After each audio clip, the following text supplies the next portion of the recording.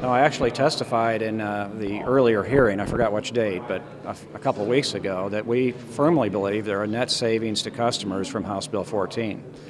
There are reliability benefits, safety benefits, O&M savings, operation maintenance savings, and then there's actually the cost of electricity and natural gas, where through through the investment we make in infrastructure, will actually lower their cost of electricity and natural gas, or allow them to use less electricity.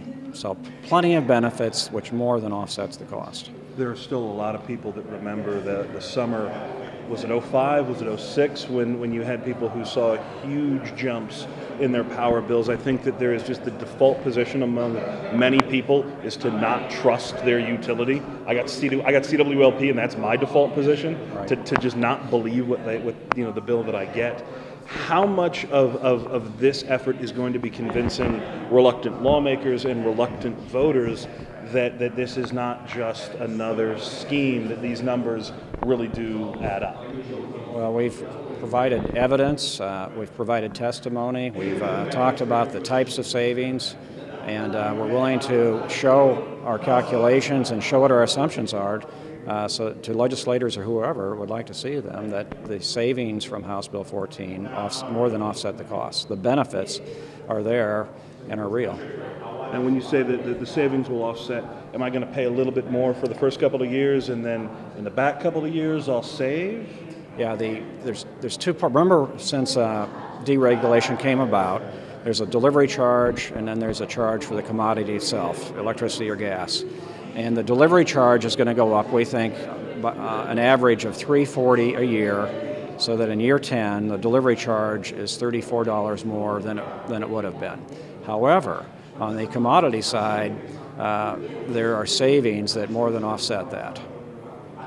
The price of power, is the price going to go down, or is it going to be that the measurement, the delivery, my use would become efficient so I don't need to use as much? It's both. The price of electricity goes down as demand is reduced throughout the grid, and then the tools are in place for the customer to use less electricity and shift demand from high price on-peak times to lower price off-peak times. So they have the tools in place to manage what they consume and use less and spend less as they purchase.